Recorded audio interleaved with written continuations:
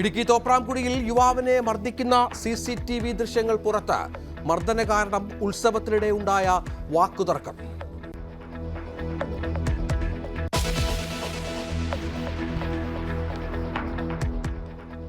ഗതാഗത നിയമലംഘനത്തിന് പിഴയെന്ന് പറഞ്ഞ് പുതിയ സൈബർ തട്ടിപ്പ്. വാട്സപ്പിൽ പരിവാഹന്റെ അറിയിപ്പ് നൽകി അക്കൗണ്ട് കാലിയാക്കുന്ന തട്ടിപ്പുകാർ. പണം പോയത് നിരവധി പേർക്ക്. ജാഗ്രത പാലിക്കണമെന്ന് പോലീസ്. ADGP P. വിജയന്റെ പേരിൽ ഫേസ്ബുക്ക് പേജ് നിർമ്മിച്ചും തട്ടിപ്പ്. തിരുവനന്തപുരം സ്വദേശിക്ക് നഷ്ടമായത് 50,000 രൂപ.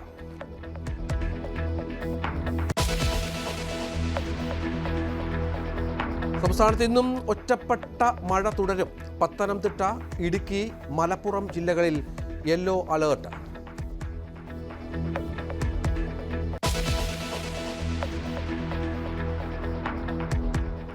IPL വീണ്ടും തുടങ്ങുന്നു.